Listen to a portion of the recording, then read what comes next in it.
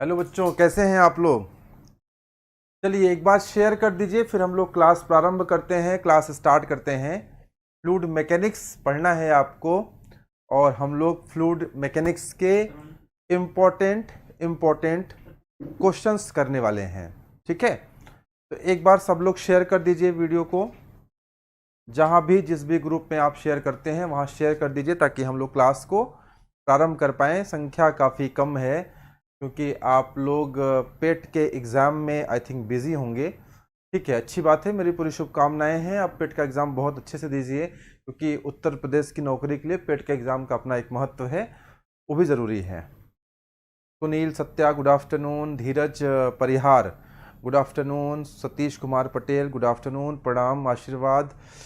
ठीक है बच्चों, चलिए स्टार्ट करते हैं हम लोग क्लास। आपको पता है कि इस समय पे जो है आई थिंक धीरज परिहार की पहली क्लास है क्या। धीरज, आप अगर पहली क्लास है तो मैं आपको बोलूँगा कि ये मेरे जो नंबर स्क्रॉल हो रहा है उस पर बात कर सकते हो, या तो मेरे पर्सनल नंबर पर भी आप बात कर सकते हो। आप मुझे इस नंबर पे व्हाट्सएप कर देना तो आपका नंबर मेरे पास आ जाएगा, तो जो भी सूचना रहेगी हम आप तक पहुंचा देंगे। इसके अलावा जितने भी लोग लाइव हैं वो सब हमारे टेलीग्राम चैनल से ज़रूर जुड़ जाएं। अगर आप टेलीग्राम चैनल पे रहेंगे तो हमसे संबंधित सभी जानकारी, ये मेरा खुद का पर्सनल नंबर है, आप इस पर व्हाट्सएप करेंगे तो मेरा आपसे इंटरेक्शन हो जाएगा। ठीक है ना। और टेलीग्राम चैनल पे ज़रूर आप लोग जुड़िए, उसका लिंक जो है कमेंट बॉक्स में भी आ जाएगा, आप देख लीजिएगा, वहाँ से क्लिक कर लीजिएगा। टेलीग्राम पे जुड़ेंगे तो वहाँ बहुत सारी नई नई चीज़ें आपके लिए, नोट्स, टेस्ट सीरीज इत्यादि आपके लिए मिलने वाला है। ठीक है, तो चलिए स्टार्ट करा जाए। शेयर कर दिया गया है, चलिए भाई।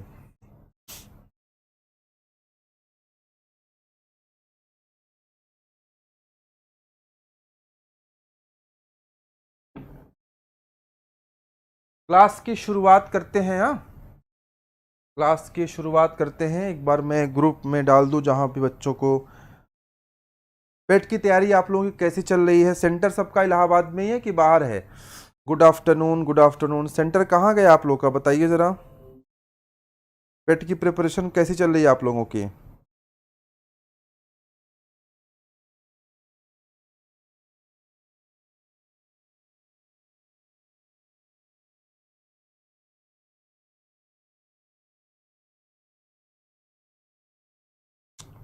तैयारी कंप्लीट कर लिया आप लोगों ने। अब तो एग्ज़ाम 2-3 है, 2-3 दिन बाद तो सीधे लड़ाई है फिर एग्ज़ाम में।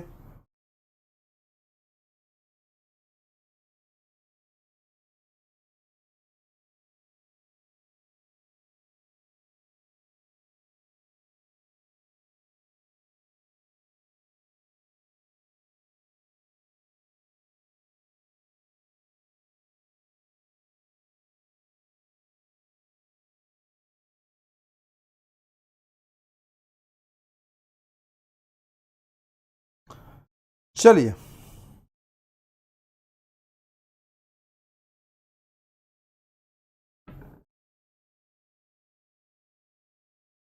आइए बच्चों क्लास प्रारंभ करते हैं। सीधे सीधे हम लोग बात क्वेश्चन से शुरुआत करते हैं। हमेशा की तरह इम्पॉर्टेंट क्वेश्चंस के साथ मैं फ्लूइड मैकेनिक्स आपको कराने वाला हूं।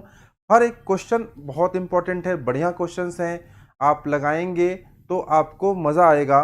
पहला क्वेश्चन स्क्रीन पर आपके सामने है। मैं थोड़ा साइड हो जाता हूं क्योंकि क्वेश्चन बड़ा है, शायद आपको क्लियर न दिख रहा हो। अभी शायद आपको क्लियर दिख रहा हो, पूरा क्वेश्चन दिख रहा हो शायद आपको।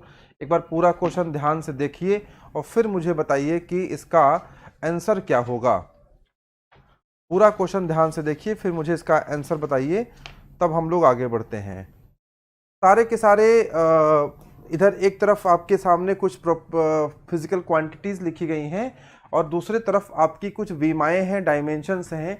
डायमेंशंस पर एक आध क्वेश्चन तो आ ही जाता है एग्जामिनेशन में, और ये गलती ना होने पाए इसलिए जो है आपको ये इस तरह के क्वेश्चंस की प्रैक्टिस करनी रहेगी जिससे डायमेंशन वाले क्वेश्चन कभी आपसे मिस्टेक ना होने पाए। चलिए, सवाल थोड़ा लेंदी है, बड़ा है, लेकिन फट से लगाना है। इस सवाल को लगाने में आप अगर 50 सेकंड तक ले रहे हैं या 60 सेकंड भी ले रहे हैं तो चलेगा, बट ट्राई करिए कि सही आंसर निकालिए, गलत आंसर ना होने पाए। अच्छा, कुछ लोग का जौनपुर गया है, कुछ लोग का आजमगढ़ गया है। चलिए कोई बात नहीं। प्रयागराज वालों का कहाँ गया है भाई? तुम लोग इलाहाबाद वालों, तुम लोग कहाँ गए हो सेंटर अपना एग्जाम देने के लिए? तुम लोग निकल जाओगे 1-2 दिन बाद फिर। इसीलिए मैंने क्लासेस कुछ दिन के लिए ऑफ कर दी हैं। एक कल तक क्लास होगी, सारी क्लासेस आपकी कल तक चलेंगी। 21, 22, 23, 24 4 दिन क्लासेस ऑफ रहेंगी। 25 से फिर मुलाकात होगा। इसका आंसर आप बता नहीं पा रहे हैं, क्या समस्या है भाई? अभी तक कोई जवाब ही नहीं आया। बोलो कैसे आएगा जवाब, कैसे निकालोगे? सबका बताइए क्या आंसर इसका होगा। बोलो बोलो बोलो बोलो बोलो। आओ ए को मिलाते हैं ना, ए को मिलाते हैं जरा। ए किससे मिलेगा? ए डायनामिक विस्कोसिटी है ना, तो डायनामिक विस्कोसिटी किससे मिलेगा? देखो, डायनामिक विस्कोसिटी क्या होता है? डायनामिक विस्कोसिटी को आप अगर मिलाओगे, ठीक है ना, आप अपने घर पे जहां भी बैठे हैं कॉपी पेन निकालिए, सवाल को लगाना प्रारंभ करिए, सवाल आराम से लग जाएगा, कोई बहुत बड़ी टेंशन वाली बात नहीं है। डायनामिक विस्कोसिटी को मिलाएंगे तो ये कितना होता है? Newton upon metre square into second, और न्यूटन मतलब mL t के power -2 upon L square into t. बोलो भाई, ये तो सब जानते होंगे। तो ये कितना हो जाएगा? m, और इधर जाएगा ऊपर तो L इनवर्स हो जाएगा, और ये T इनवर्स हो जाएगा। यानी A किससे मिल रहा है? A मिल रहा है 3 से। A किससे मिल रहा है? A मिल रहा है 3 से। बताओ भाई, A किससे मिल रहा है? A 3 से मिल रहा है। अब बताओ, A 3 से कहीं मिल रहा है? देखो देखो, ऐसे सवाल ना जहां थोड़ी बहुत आपको डाउट रहे, जहां समस्याएं रहें, वहां सवाल को आप ऑप्शन से लगाया करिए। अब देखिए, ये सवाल थोड़ा डिफिकल्ट आपको लग रहा होगा, लेकिन इस सवाल को लगा करके शुरुआती डिस्कशन से ये तो क्लियर हो गया, शुरुआती डिस्कशन से ये तो क्लियर हो गया ना। क्या क्लियर हो गया? ये क्लियर हो गया कि A3 से मिल रहा है। बोलो, सबसे आसान पार्ट पकड़ा। इस सवाल को मैं एज अ टीचर नहीं लगा रहा, इस सवाल को मैं आपके साइड से लगा रहा हूं। एक स्टूडेंट कैसे सोच सकता है, मैं वैसे लगा रहा हूं। अगर आप A को मिलाइए तो A जो है वो 3 से मिल रहा है, तो A और C ऑप्शन तो अपने आप चले गए। A और C ऑप्शन तो अपने आप चले गए। अभी किसी बच्चे ने C ऑप्शन कहा था, धीरज परिहार ने। धीरज, देखो आपसे गलती क्यों हुई बेटा? क्योंकि ना आपने थोड़ा सा दिमाग नहीं लगाया, ट्रिक नहीं लगाया कि हम पहले चेक कर लेते हैं, सबसे आसान ये है, और फिर देख लेंगे तो हम ऑप्शन से भी आंसर निकाल सकते हैं। बेटा परेशान होने वाली बात नहीं है, गलती तो किसी से हो सकती है, लेकिन हमें ना दिमाग लगाना है कि हम कैसे आंसर को आसान कर दें, जल्दी से हम कैसे निकाल लें। जल्दी से हम निकाल सकते हैं तब जबकि हम थोड़ा सा ऑप्शंस को देख करके सवाल लगाएं। तो देखो, A तो गायब हो गया, C गायब हो गया। अब A का 3 यहाँ भी है, A का 3 यहाँ भी है, यहाँ B का 5 है, यहाँ B का 4 है। तो B का अगर हमें सही सही मालूम हो जाए तो हमारा आंसर हमें मिल जाएगा। अब B मतलब क्या है? Moment of momentum. Moment of momentum का क्या होगा बताओ? बोलो भाई, मोमेंट ऑफ मोमेंटम का क्या हो जाएगा? भाई मोमेंटम में जब चेंज होता है तो फोर्स मिलता है, और फोर्स को मल्टीप्लाई करोगे तो वर्क मिलेगा। यानी मोमेंटम की जो वीमा होनी चाहिए मेरे अकॉर्डिंग, वो क्या होनी चाहिए? ml स्क्वायर टी के पावर -2।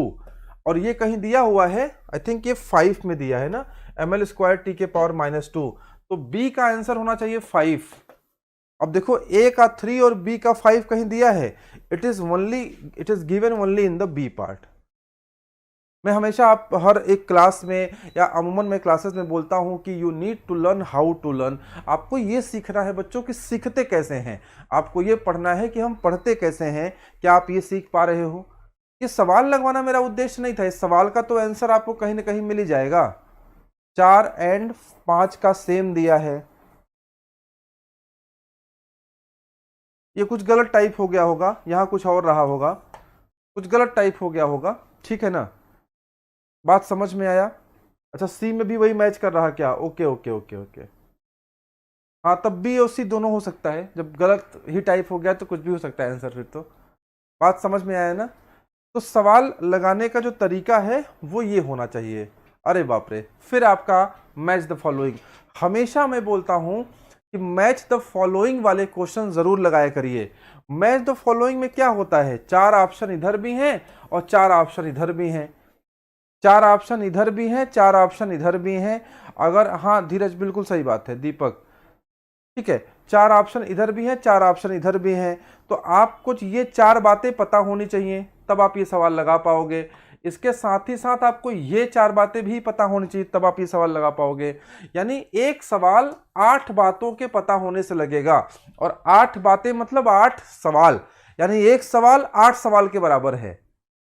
तो मैच द फॉलोइंग वाले क्वेश्चन जरूर लगाया करिए आप लोग। जैसे यहां पर है, बताओ लुब्रिकेशन का संबंध किससे है, लुब्रिकेशन किससे रिलेटेड है, निश्चित रूप से लुब्रिकेशन रिलेटेड है विस्कोसिटी से।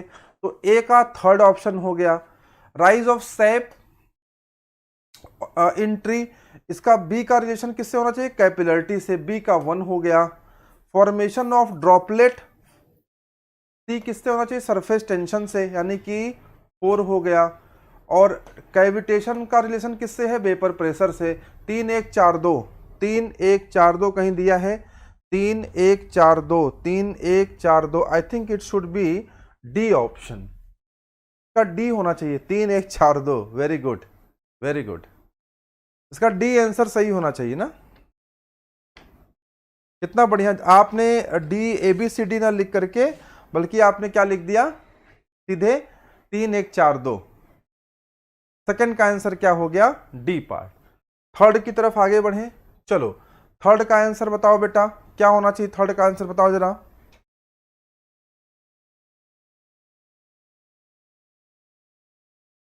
क्या होगा थर्ड का आंसर, प्रैक्टिकल फ्लूइड्स।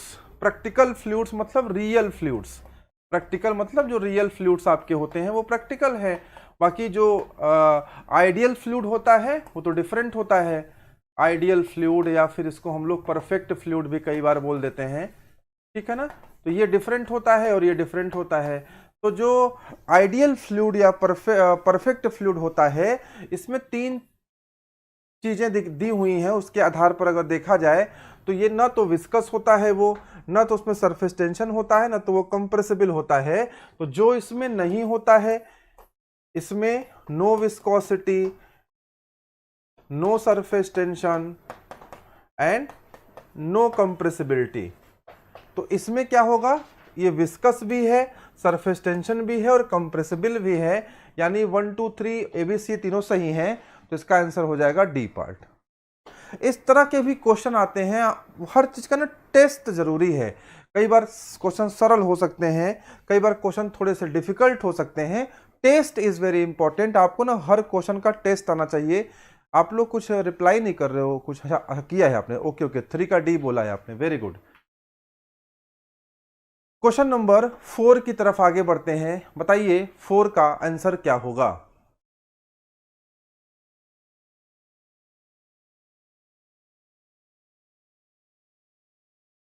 फोर का आंसर बताइए क्या होगा।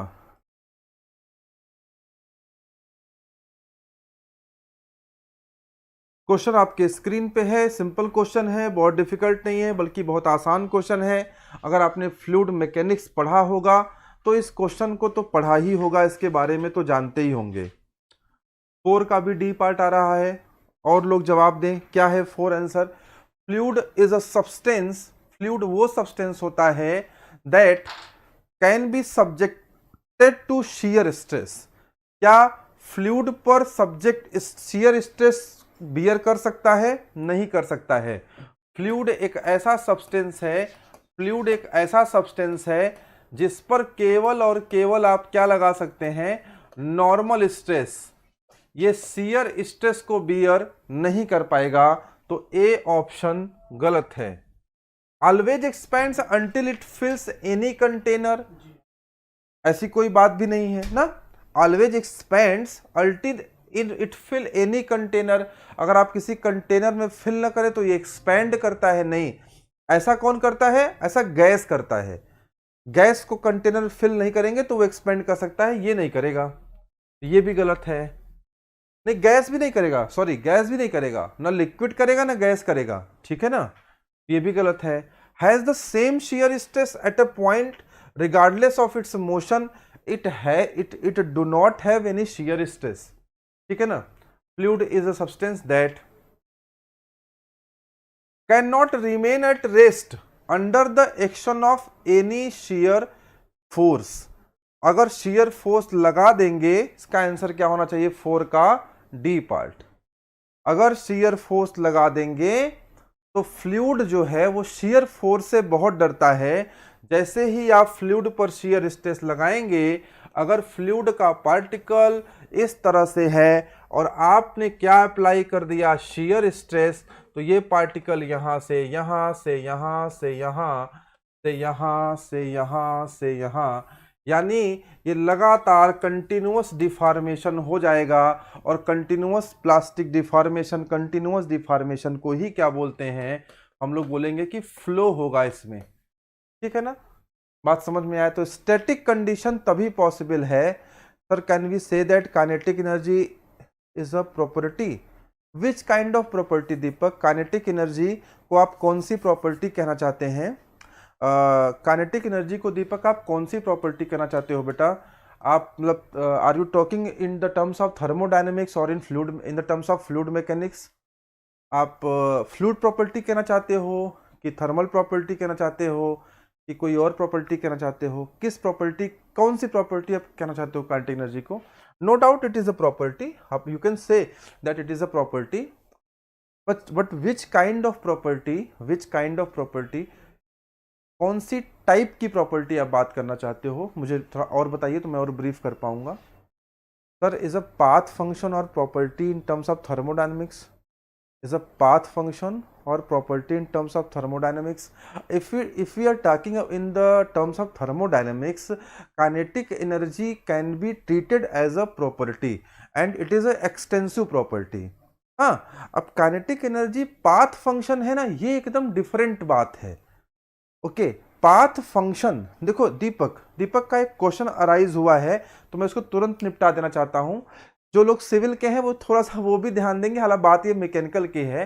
देखो दीपक, ऐसा है ना कि काइनेटिक एनर्जी नो डाउट एक एक्सटेंसिव प्रॉपर्टी है, एक एक्सटेंसिव प्रॉपर्टी है। और काइनेटिक एनर्जी होता क्या है दीपक? हाफ mv² होता है।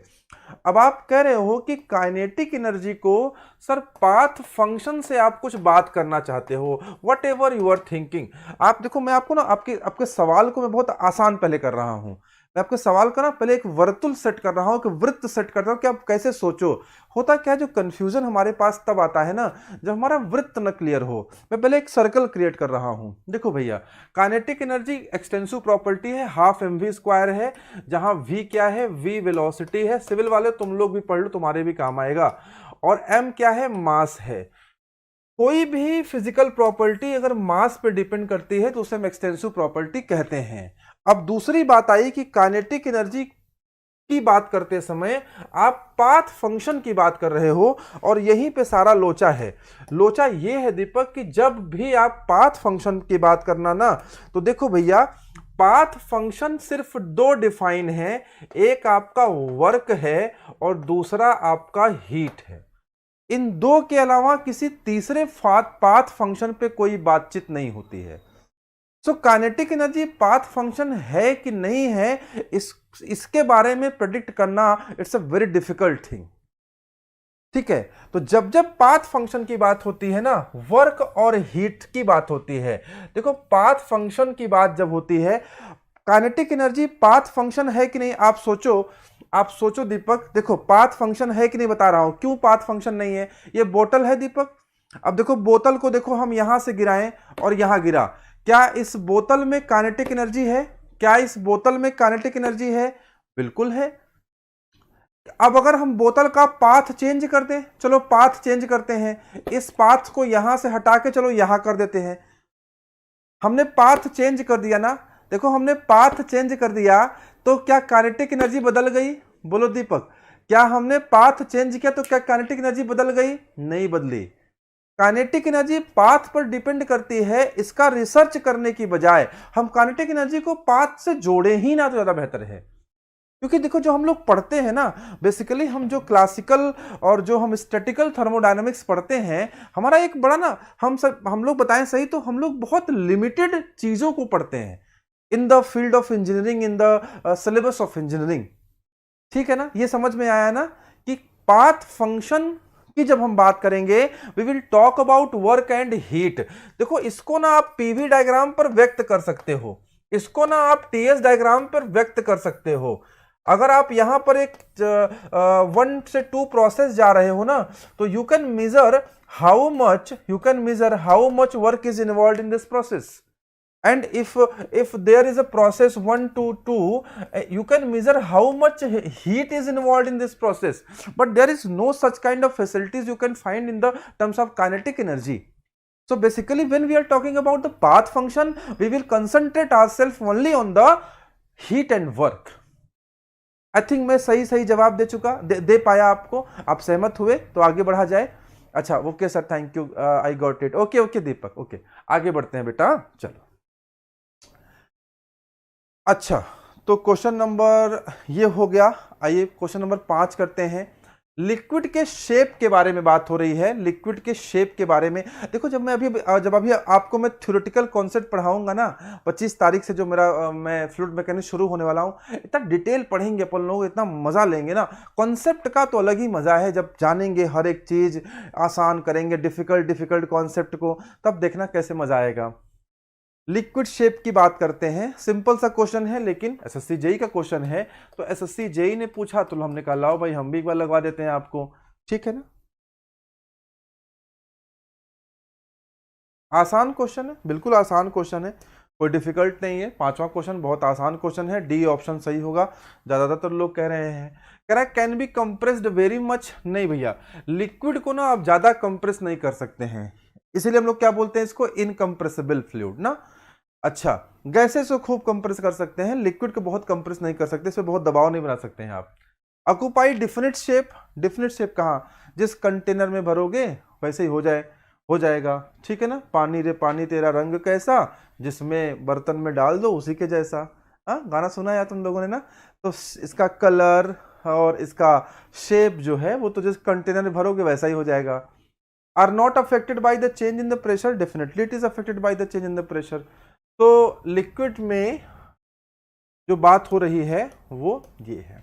अच्छा इस क्वेश्चन से रिलेटेड मैं आपको ना एक मेरे मन में आ रहा है कि मैं आपको एक वो बता दूं कॉन्सेप्ट। देखो बच्चों एक बात समझना आप, अगर ना हम लोग सॉलिड और लिक्विड की बात करें, अगर हम सॉलिड और लिक्विड की बात करें तो देखो सॉलिड में क्या होता है, इट हैज फिक्स्ड शेप। ये अच्छी बात है, एक अच्छा सेंटेंस है जो आप कहीं नोट कर सकते हो, आपके काम आएगा। हो सकता है किसी एग्जामिनेशन में एज इट इज पूछ ले, और हो सकता है ना पूछे तो भी आपके काम की चीज है। सॉलिड में क्या बोलते हो आप कि इट हैज फिक्स्ड शेप। जब आप लिक्विड्स की बात करते हो ना, तब आप एक सेंटेंस जरूर लिखा करो कि it does not have fixed shape. ये तो सब जानते हैं, आपको मैं क्या पढ़ाने वाला हूं आगे वो आएगा। It does not have fixed shape but it has fixed volume. बात समझ में आया ना। लिक्विड का शेप तो नहीं फिक्स होता, लेकिन उसका वॉल्यूम फिक्स होता है, but it has fixed volume. And solid का केस में क्या है, वो तो फिक्स शेप होता ही है। बात समझ में आया ना। जी हाँ, सॉलिड में सीपीसीवी एंड लिक्विड में आज दीपक पूरा मूड बना के आया है कि फ्लूइड वाली क्लास को थर्मो में कन्वर्ट कर देंगे। फ्लूइड वाली क्लास में सारे थर्मो क्वेश्चन ला रहा है आज। थर्मो ही पढ़ा दे क्या? अरे सिविल वाले हमारे बच्चे भी तो हैं, उनका भी तो ख्याल रखना है। समझ में आया ना। लिक्विड के बारे में कुछ चीजें आप और जान सकते हैं। Incompressible, it is incompressible.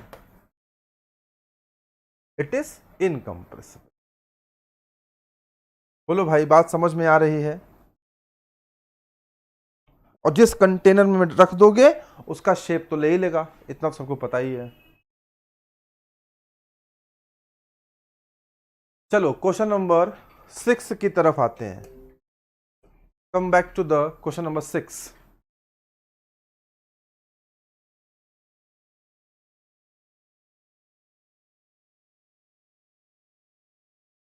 बताओ 6 का आंसर क्या होगा? सिंपल क्वेश्चन है, सिंपल क्वेश्चन, एकदम हलवा क्वेश्चन है, कुछ है ही नहीं है।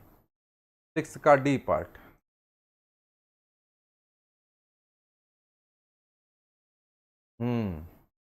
क्या कह रहा है?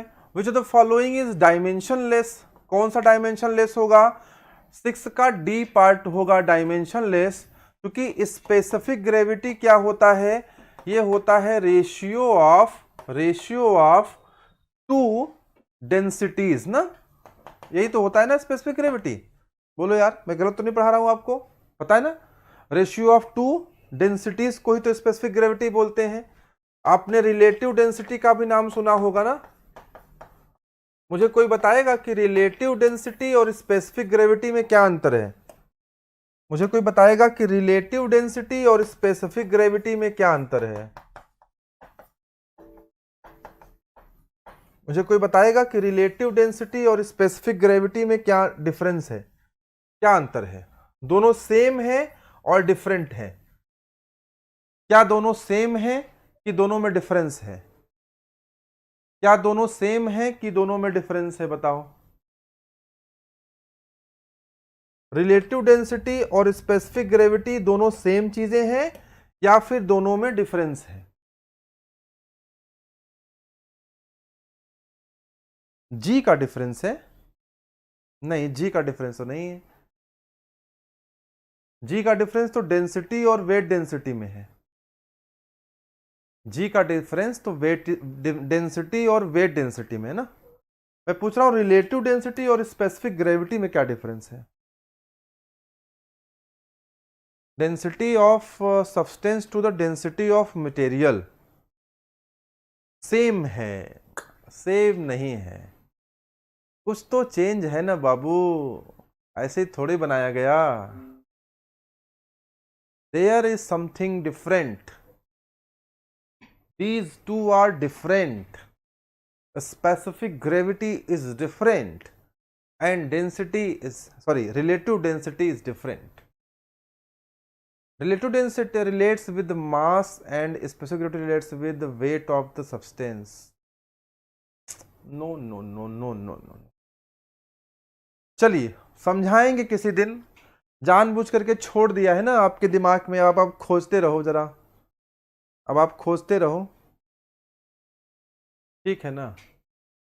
बाकी स्पेसिफिक वेट तो आप जानते ही हैं कि क्या हो जाएगा, वेट अपॉन वॉल्यूम। क्या हो जाएगा? Weight upon volume. वेट मतलब mg, वॉल्यूम मतलब v, और m अपॉन वी हो जाएगा रो जी, ठीक है ना। तो बताओ, ये तो नहीं होगा ना आपका यूनिटलेस या डायमेंशनलेस। डायमेंशनलेस तो डी पार्ट ही होगा, 6 का डी आंसर होगा। Relative density and specific gravity में बहुत बड़ा डिफरेंस है, बहुत बड़ा अंतर है, छोटा मोटा अंतर नहीं है। और ज्यादातर लोग सोचते हैं कि एक ही है। हाँ, यूट्यूब पे मेरे वीडियोस पड़े हुए हैं। अगर आप सच में मतलब अगर आप मेरे को फॉलो करते हो और आप पढ़ने में इंटरेस्टेड हो तो यूट्यूब पे मेरे वीडियोस पड़े हुए हैं। यूट्यूब पे आप जाओगे प्लेलिस्ट पे, आर्यन जी जरा चेक करिएगा यूट्यूब का जो हमारा प्लेलिस्ट है उसमें फ्लूइड मैकेनिक्स का डेमो पड़ा है कि नहीं। यूट्यूब के प्लेलिस्ट में जाइएगा तो डेमो क्लासेस हमारी पड़ी हुई हैं, मेरी डेमो क्लासेस पड़ी हैं जिसमें फ्लूइड मैकेनिक्स का डेमो पड़ा हुआ है, फ्लूइड मैकेनिक्स। और फ्लूइड मैकेनिक्स के डेमो में आप 4 लेक्चर शायद पढ़े होंगे। आप क्लास नंबर, हाँ पढ़ा है ना, हाँ फ्लूइड मैकेनिक्स में कितने लेक्चर है बताइएगा? आई थिंक क्लास नंबर 2 है। हाँ, कितने? दो लेक्चर हैं। अच्छा, जो दूसरा लेक्चर है ना, आप लेक्चर नंबर 2 देख लीजिएगा। 2 नहीं, आप 1 या 2 है, आप देखिएगा। जैसे मैंने डेंसिटी पढ़ाया है, मुझे एग्जैक्ट याद नहीं आ रहा, जैसे मैंने डेंसिटी पढ़ाया है आप वो देखिएगा। उसमें मैंने रिलेटिव डेंसिटी और स्पेसिफिक ग्रेविटी के बीच डिफरेंस बताया है। मैं एक काम करूंगा, टेलीग्राम में डाल भी दूंगा मैं आज आपको, और आपको जान के मजा आएगा कि क्या डिफरेंस है रिलेटिव डेंसिटी और स्पेसिफिक ग्रेविटी में, ठीक है ना।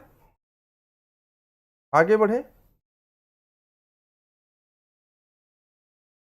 चलिए क्वेश्चन नंबर 7। हाँ समर, क्या हालचाल है? ठीक है, अब डिफरेंस जब देखना वीडियो तब समझ में आएगा। Deepak Kesari, you will find new concept, you will find new concept. मैं अगर बोल रहा हूं तो कुछ न कुछ मैंने नया बताया होगा, इसलिए बोल रहा हूं। You will find new concept. चलो question number 7। The property of a fluid which determines the resistance of shearing stress is called. बताओ इसका आंसर क्या होगा, बताओ भाई।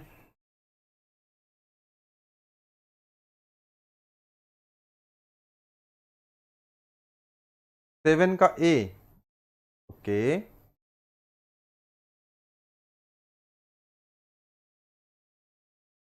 विस्कोसिटी। हाँ, ऐसी property, the property of fluid which determines the resistance of shearing stress. जिस शियर के कारण वो फ्लो हो रहा है ना भाई, देखो अगर जो फ्लूइड है, अगर जो फ्लूइड की लेयर्स हैं, अगर जो फ्लूइड की लेयर्स हैं, उन लेयर्स में अगर विरोध हो, अगर फ्लो ही नहीं होगा तो विस्कोसिटी नहीं आएगी। और फ्लो होने का मतलब है कि शियर स्ट्रेस है, तो शियर स्ट्रेस का विरोध करने के लिए कौन आता है? विस्कोसिटी आती है। यानी 7 का आंसर ए पार्ट होगा। 7 का आंसर क्या होगा? ए पार्ट होगा। अच्छा, विस्कोसिटी कितने प्रकार की होती है? तुम लोगों ने कितने प्रकार की विस्कोसिटी पढ़ी है? अभी देखो यहां से एक मजेदार कॉन्सेप्ट सीख लो जरा। विस्कोसिटी दो प्रकार की होती है। एक होती है डायनेमिक विस्कोसिटी और एक होती है काइनेमेटिक विस्कोसिटी ना। बच्चे कहते हैं अक्सर कि सर हम दोनों में ना कंफ्यूज हो जाते हैं। अब आप लोग तो कुछ दिन से पढ़ाई कर रहे हो, आई थिंक इसमें ज़्यादातर बच्चे ऐसे हैं जो फ्रेशर नहीं हैं, जो बच्चे प्रिपरेशन कर रहे हैं 1-2 साल से, ऐसे ही बच्चे यहाँ पे शायद क्लास करने आते हैं। लेकिन जो फ्रेशर बच्चे आते हैं वो कहते हैं सर मैं ना इसमें भूल जाता हूँ मैं कि इसमें डिफरेंस किस में है, क्या है, इसकी यूनिट क्या है, हाँ तमाम सारी चीज़ें हैं। इसकी यूनिट क्या है सर, भूल जाता हूँ मैं। और इसकी यूनिट तो चलिए सर याद भी रहती है, न्यूटन अपान मीटर स्क्वायर इंटू सेकेंड, यही होती है ना, न्यूटन अपान मीटर स्क्वायर इंटू सेकेंड। और इसकी क्या होती है? इसकी क्या होती है? मीटर स्क्वायर अपॉन सेकेंड, ये होती है क्या? बताओ बताओ। तो अब बताओ डायनेमिक और काइनेमेटिक का डिफरेंस क्या है? बेसिकली क्या डिफरेंस है? आपको क्या डिफरेंस दिख रहा है? डायनेमिक में मास कंसिडरेशन एंड काइनेमेटिक्स में mass does not considered. Very good. जब आप मास कंसीडर नहीं करते हो, अगर आपने मास कंसीडर नहीं किया और मास इनटू एक्सेलरेशन नहीं लिया तो ये क्या हो गया? फोर्स नहीं आएगा। आप देखो देखो कितनी प्यारी बात है ना, ऐसे पढ़ते हैं कॉन्सेप्ट, ऐसे बिल्डअप होता है। डायनेमिक में देखो फोर्स का यूनिट दिख रहा है और यहां पर फोर्स कहीं दिख रहा है, यहां से फोर्स नदारत है, यानी फोर्स वाला टर्म वहां गायब हो गया ना, और यहां फोर्स वाला टर्म है। कभी इंटरव्यू में ना ऐसे, अगर इंटरव्यू में आप पहुंचिए और इस तरह से जवाब दीजिए, आपसे पूछे कोई what is the difference between kinematics and dynamics, और आप इस तरह से आंसर दीजिए, कहेगा बताओ पैकेज कितना चाहिए तुमको नौकरी के लिए। सब वही रट के जाएंगे, कौन सा? इसमें कॉज ऑफ फोर्स और ये वो मोशन वोशन। समझ में आया ना? तो चलो आगे बढ़ते हैं। ये एसएससी जेई का क्वेश्चन है। ये क्वेश्चन सिर्फ इसलिए यहां पर है, ये क्वेश्चन सिर्फ इसलिए यहां पर है क्योंकि ये एसएससी जेई में आया हुआ क्वेश्चन है। बाकी मुझे तो बड़ा ही बेकार क्वेश्चन लगा, फालतू क्वेश्चन है, लेकिन चूंकि एसएससी जेई में आया है तो आप इन बातों से भी सहमत हो। हाँ दीपक, मैंने सिखाया था एक दिन ना काइनेमेटिक और डायनेमिक में डिफरेंस। ठीक है भैया, सीखो तुम लोग, मैं तो सिखाने को तैयार ही हूँ। बस आप लोग सीखने को तैयार हो, मैं सिखाने को तैयार हूं आपको। कुछ लोग आ रहे हैं, जा रहे हैं, क्योंकि बहुत सारे लोग का एग्जाम है, पेट के कारण आप लोग थोड़े से डिस्टर्ब हैं। 25 से तो फुल अटेंडेंस आ जाएगी ना, 25 तारीख से। 25 से शेड्यूल बताया था मैंने आपको ना, मैं कब मिलूंगा। 25 से मैं कब मिलूंगा बताया था ना। क्या होगा 8वें का आंसर? हाँ, एरिया। कौन सी चीज प्रॉपर्टी नहीं है? एरिया। हालांकि इसको प्रॉपर्टी नहीं लिखना चाहिए, इसे क्या लिखना चाहिए? इसको लिखना चाहिए फ्लूइड प्रॉपर्टी। अच्छा, तुम लोग एक चीज जानते हो कि नहीं, प्रॉपर्टी और कैरेक्टरिस्टिक्स में भी डिफरेंस होता है। एक शब्द होता है प्रॉपर्टी और एक शब्द होता है कैरेक्टरिस्टिक्स।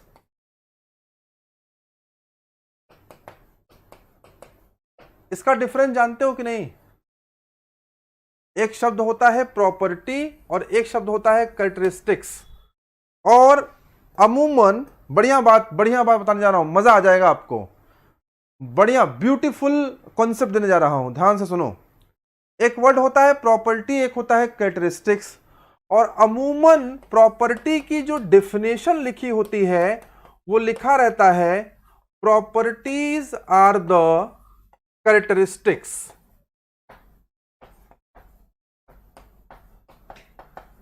क्या आप इस डेफिनेशन से सहमत हैं?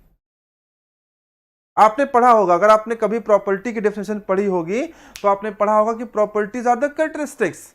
जो कैरेक्टरिस्टिक्स है वही प्रॉपर्टीज होती हैं, ऐसा लिखा रहता है अक्सर। क्या आप इस डेफिनेशन से सहमत हैं? आपको सहमत नहीं होना चाहिए। क्यों नहीं होना चाहिए? मैं तार्किक जवाब दे रहा हूं। आप यहां पे कमेंट बॉक्स में थम्स अप करके मुझे बताइएगा कि जवाब मेरा पसंद आया कि नहीं। All the characteristics are not the properties. जितने सारे कैरेक्टरिस्टिक्स हैं वो सभी प्रॉपर्टीज नहीं हो सकते। Only measurable characteristics are the properties. जिनको आप मेजर कर सकते हैं ना, जिनको आप मेजर कर सकते हैं, those characteristics which can be measured, those characteristics which can be measured, those characteristics which can be measured are known as properties. जैसे टेस्ट है, टेस्ट, जैसे कलर है। Taste is also a characteristics, but it is not the property because it cannot be quantified.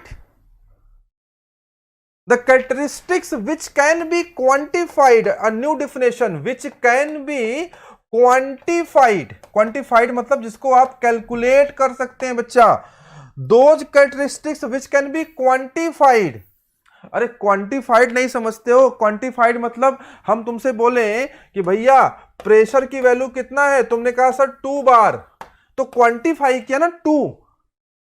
हमने तुमसे कहा कि बताओ कौन से कलर का, अभी कौन से कलर का शर्ट लिया, तुमने कहा सर रेड, हमने कहा कितना रेड। क्या रेड को भी क्वांटिफाई करते हो? 2 रेड, 3 रेड, 4 रेड। लाल कितना लाल है, रेड कितना रेड है, ऐसे तो कोई क्वांटिफाई नहीं होता ना। Red means red. बोलो तो भैया, all the property, all the characteristics are not the properties. Only those characteristics which can be quantified, only those characteristics which are measurable are termed as the properties. अच्छी बात है कि नहीं? बोलो बोलो बोलो बोलो, मजा आया? आगे बढ़े।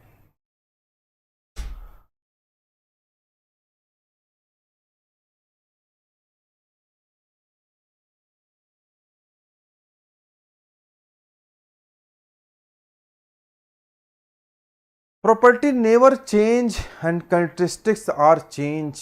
Property can change. Deepak, Deepak, Deepak, Deepak, Deepak, property can change. Property may change. Deepak, property may change बेटा। प्रॉपर्टी क्यों चेंज नहीं हो सकता? देखो ना, प्रॉपर्टी चेंज हो सकता है। देखो देखो देखो देखो दीपक, ये मत कभी बोलना बेटा। देखो ये प्रोसेस 1 है, ये प्रोसेस 2 है। प्रोसेस 1 पे प्रेशर की वैल्यू P1 है, वॉल्यूम की वैल्यू V1 है, टेम्परेचर की वैल्यू T1 है। प्रेशर 2 पे क्या है, पॉइंट 2 पे क्या है, प्रेशर की वैल्यू P2 है, वॉल्यूम की V2 है, टेम्परेचर की T2 है। चेंज तो हो गया। देखो P1 T1 से क्या हो गया, P2 V2 T2 हो गया। चेंज तो हो गया। बोलो Deepak. Property also can changed. Property change हो सकती है, देयर इज नो इशू। देखो ना, इस देखो पॉइंट 1 पे प्रेशर की value P1, volume V1, temperature T1, this is P2, this is V2, this is T2। there may be the change of the properties, there may be the change of the properties, there may be the change of the properties, or it can be said as there may be the change of state। इसे state change भी कहते हैं या इसे change of state भी कहते हैं। पढ़ा दूंगा थर्मोडायनेमिक्स, मजा आ जाएगा आप लोग को। स्टेट चेंज भी कह सकते हैं और चेंज ऑफ स्टेट कहते हैं। अगर प्रॉपर्टी नहीं चेंज हुई ना, क्या मजेदार बात बताने वाला हूं, ध्यान से सुनना। अगर प्रॉपर्टीज चेंज नहीं हुई अपने स्थान से ना, तो कभी भी प्रोसेस नहीं डेवलप होगा। प्रॉपर्टी का चेंज होना is a good sign, sometimes it is a bad sign also, but it's a good sign. If the properties are changing from the one set of coordinate to the another set of coordinate, you are basically achieving a process. Basically you are executing a process. अरे जब हम बचपन में थे तो हम हर बात पे रोते थे, हम चॉकलेट खाते थे, हम गुब्बारे में खुश हो जाते थे, हम झूले झूल करके मस्त रहते थे, ये हमारी प्रॉपर्टीज थी। अगर आज भी हम उन्हीं प्रॉपर्टीज को रिमेन रखें, कंटिन्यू रखें, मैं सुबह उठूं, मैं कहूं मुझे चॉकलेट खाना है, मुझे साइकिल पे घुमाओ, मुझे बाइक पे घुमाओ, मुझे गुब्बारे दिलाओ, मुझे मेला घुमाओ, तो क्या मेरी वैल्यू रह जाएगी भैया? Properties must changed. समटाइम्स नहीं चेंज होता है। बचपन की प्रॉपर्टीज अलग थी ना, आज की प्रॉपर्टीज अलग है, और इन प्रॉपर्टीज के चेंज से क्या बनता है? इट्स अ प्रोसेस, प्रक्रम बनता है। अरे समझ में आ रहा है, मजा आ रहा है कि नहीं? मैं अपने ऑफलाइन क्लास के फ्लो में आ गया, अपनी ऑफलाइन क्लास के रिदम में आ गया। आनंद आया कि नहीं? So there may be the change of property, change of state, and the change of state को ही क्या बोलते हैं? From one set of coordinate to the another set of coordinate, it is known as a process. It is known as process. Okay Deepak, तो देखिए जब आप ना, देखिए दीपक ने जैसे एक कमेंट किया, आपके मन में भी जो बात रहा करे, कमेंट आप किया करो, तभी तो सीखने को मिलेगा। देखो एक दीपक के कमेंट के कारण आज कितने सारे लोगों को इतनी ब्यूटीफुल कॉन्सेप्ट सीखने को मिला। अब मेरे दिमाग में थोड़ा था कि मैं ये पढ़ाने आया हूं, मैं तो क्लास क्वेश्चन कराने आया था। अब बात चली तो मैं क्वेश्चन ये पढ़ाता गया, समझाता गया। तो आप सब लोग कमेंट किया करो जरूर। बताओ when the fluid is at rest, अगर फ्लूइड रेस्ट में है, तुम लोगों ने कुछ बताया नहीं, अच्छा पढ़ाया कि मैंने खराब पढ़ाया सर? बट आप बिहेवियर रिलेटेड से बात कर रहे हैं तो वो तो कैरेक्टरिस्टिक्स में आ गया ना। हाँ बात तो सही है, बात तो सही है। दीपक ने वो काम कर दिया जैसे शंकर जी ने वरदान दिया था ना, जो है कि तुम किसी को भी भस्म कर सकते हो, तो भस्मासुर शंकर जी के पीछे पड़ गया कि पहले तुम्ही को करके देखते हैं गुरु। मैंने एक उदाहरण से अपनी बात समझाने की कोशिश करी, तो दीपक ने वो उदाहरण मेरे पे लगा दिया। तो देखो बेटा ऐसा है ना, मैंने उसको समझाने के लिए यूज किया, कनेक्ट करने के लिए। समझा तो मैंने दिया था टेक्निकल बात से ही, आपको कनेक्ट करने के लिए ना, एक मतलब जोड़ देने के लिए कि आप जुड़ जाओ उस कॉन्सेप्ट से, ठीक है ना। जैसे कभी कभी होता ना कि आपसे कोई पूछे कि अच्छा आपके सर का नाम क्या है, आप किस सर से पढ़ते हो? आपने कहा अरे वो हमारे सर, आपने देखा नहीं सलमान खान की तरह दिखते हैं, सलमान खान जैसे हैं। तो सलमान खान थोड़े हो गए, वो दिखाने के लिए, एक बताने के लिए कि हाँ हमारे सर बड़े स्मार्ट हैं। या आपने कहा कि अरे सर हमारे ना एकदम बिल्कुल गोरे से हैं या काले से हैं या जैसे भी हैं, लंबे हैं छोटे हैं, तो आप किसी एग्जाम्पल दे देते हो, जस्ट जोड़ने के लिए होता है। चलो, और सर कैसे हो आप? विजय टेक्निकल, विजय मैं बहुत अच्छा हूं, बहुत बढ़िया हूं बेटा। चलिए, अगर फ्लूइड रेस्ट में है, अगर फ्लूइड रेस्ट में है तो शियर स्ट्रेस की वैल्यू कितनी होगी? तो शियर स्ट्रेस की वैल्यू कितनी होगी? टाउ की वैल्यू 0 होगी। तो 9 का आंसर क्या होगा? It should be a part, 9 should be a. चलो, in a laminar flow can be applied, which law can be applied in a laminar flow? Laminar flow में कौन सा लॉ अप्लाई कर सकते हैं? ये सवाल मैंने इसलिए नहीं डाला है यहां पर, ये हालांकि एसएससी जेई का सवाल है। ये किसका सवाल है? एसएससी जेई का सवाल है। लेकिन मैंने इसलिए नहीं डाला है कि सवाल आप कर नहीं पाओगे, मुझे पता है आप सवाल आराम से कर लोगे और इसका आंसर होगा बी पार्ट।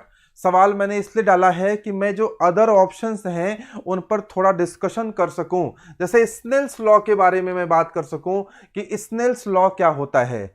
मैं बताना चाहता हूं आपको, ग्रेशॉफ्स लॉ आप कहां पढ़ते हो, I think theory of machine में पढ़े होगे। ये आप ना इलेक्ट्रोमैग्नेटिक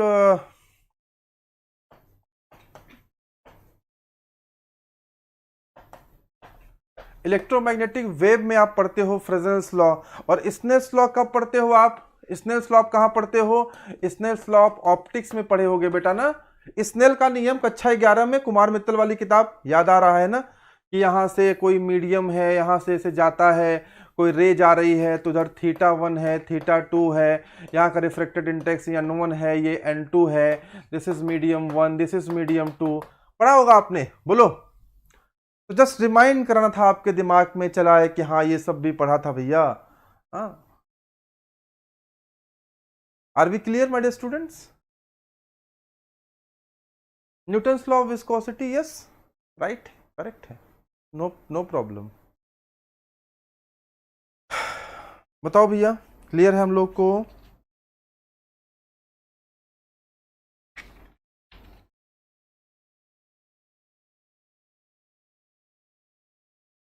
हाँ, sine i is equal to sine r. हाँ, या ऐसे भी लिखते कई बार ना इसको, n1 sine θ1 is equal to n2 sine θ2।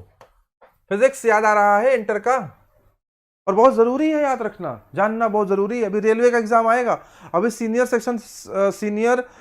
Section engineer की वैकेंसी अनाउंस हो गई है, और MK tricks classes support, yes sir. ये जो आप बच्चे हैं, आप मेरे को जो अभी नए दिख रहे हैं, आप मेरे को नंबर पे व्हाट्सएप करना ना, मेरा नंबर है 9454153570। आप मेरे को व्हाट्सएप पे हाई करना। कुछ नए बच्चों को मैं देख रहा हूँ, मैं आप सबसे संवाद करना चाहता हूँ, बड़ा मैं इच्छुक रहता हूँ कि आपसे मेरी बातें हों, आप अपने व्यूज़ बताएं। तो जो लोग मेरे से नहीं बातचीत होती है, प्लीज़ आप मुझे व्हाट्सएप पे ज़रूर हाई करिए, आपसे बात करके मेरे को बड़ा अच्छा लगेगा। मेरा मोबाइल नंबर है 9454153570, जो व्हाट्सएप पे हाई करिए आप, तो बात होगी आराम से आपसे। अभी देखो आगे, question number 11, the weight density of fluid to the weight density of the standard fluid is known as.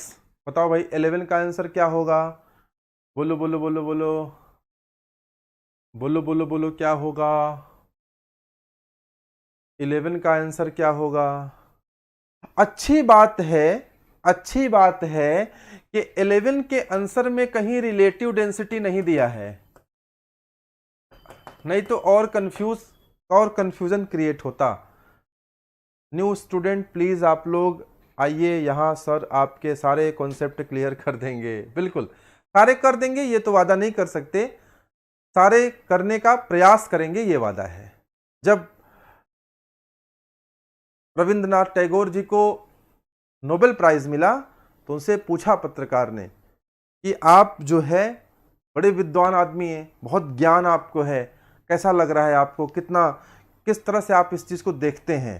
तो उन्होंने कहा कि माँ सरस्वती जो है वो, उसका थोड़ा सा तृण मात्र, एक तिनके की तरह, धूल की तरह थोड़ा सा आशीर्वाद मुझे मिला है, समंदर बहुत बड़ा है, मैं तो कुछ बूंद पानी निकाल पाया हूँ। तो जब टैगोर साहब कुछ बूंद पानी निकाल पाए, तो हम लोग उस कुछ बूंद पानी के करोड़वें इस हिस्से का छोटा सा पार्ट हैं।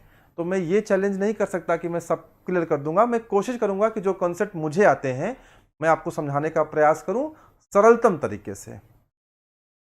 चलिए बच्चों, आंसर तो आपने 11 का दे दिया, लेकिन पता है इस सवाल का सही आंसर उस दिन मैं मानूंगा जब आप स्पेसिफिक ग्रेविटी और रिलेटिव डेंसिटी के बीच का फर्क जानना सीख जाएंगे।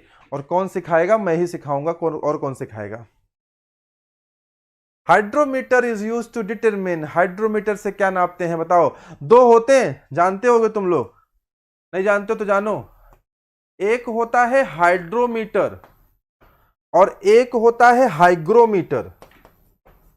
बहुत लफड़ा है भैया, जेई बनना इतना आसान थोड़ी है। हाइड्रो अलग है, हाइग्रो अलग है। हाइड्रोमीटर कुछ नापेगा, हाइग्रोमीटर कुछ नापेगा। बात समझ में आया ना? क्वेश्चन नंबर 12 का आंसर क्या होगा? हाइड्रोमीटर क्या नापता है? ये नापता है स्पेसिफिक ग्रेविटी। क्या मेजर करता है? Specific gravity of liquids. और हाइग्रोमीटर क्या नापता है? ये कोई बताएगा? ये मेजर करता है रिलेटिव डेंसिटी।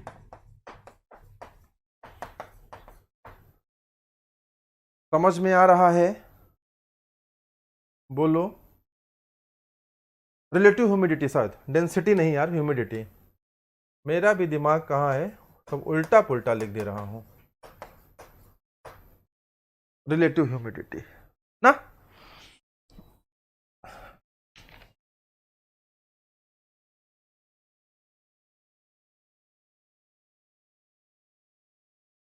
ये जो हाइड्रोमीटर होता है ना, असल में ये आपका आर्किमिडीज प्रिंसिपल पे काम करता है। ये किस पे काम करता है? कोई अगर आपसे पूछ ही ले कि हाइड्रोमीटर किस पे काम करता है, तो क्या बोलोगे? हाँ हाँ, मैंने कर दिया बेटा। गलती हो जाती है, गलती हो ही जाती है इंसान से, ठीक है ना। तो ये आर्किमिडीज प्रिंसिपल पे काम करता है। और जो ये आपका हाइग्रोमीटर है ना, हाइग्रोमीटर, इसमें ना थर्मामीटर लगे होते हैं। इसमें थर्मोमीटर लगे होते हैं। 2 थर्मोमीटर होते हैं। एक में ना वो डीबीटी नापता है और एक डब्ल्यूबीटी नापता है। Dry bulb temperature, wet bulb temperature, RAC में सब पढ़ाता हूं मैं ये सब सारी चीजें। तो इनके अंदर की वर्किंग प्रिंसिपल थोड़ा सा मैंने डिटेल कर दिया कि आपको थोड़ा और आइडिया हो जाए ना।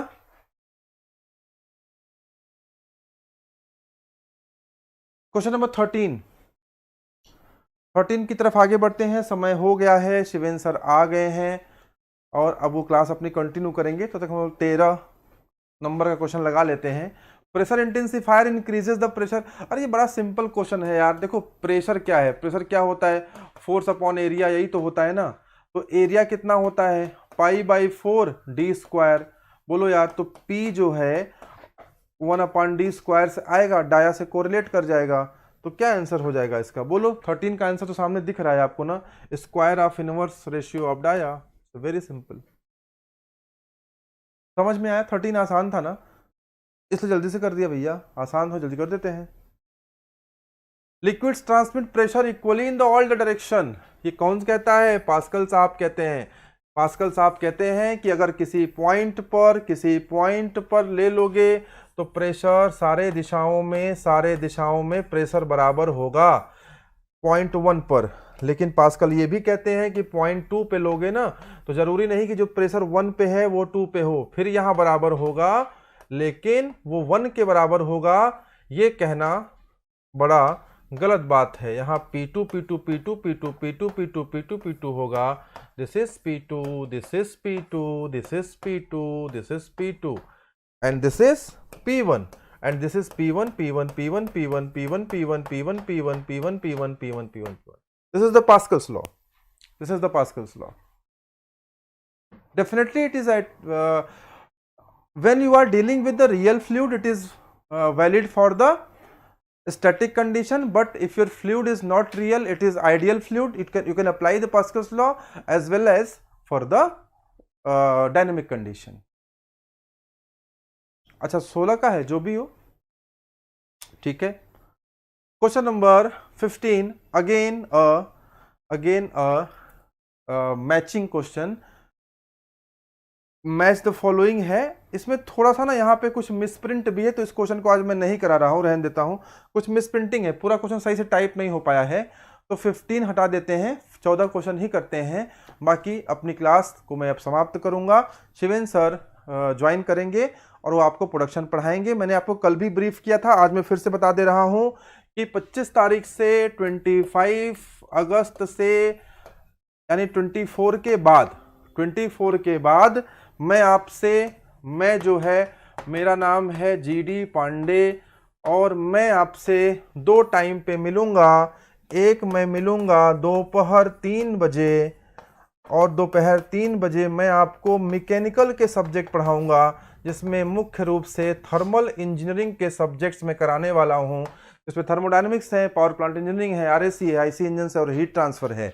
इसके अलावा प्रतिदिन मैं आपको रात में 9 बजे मिलूँगा।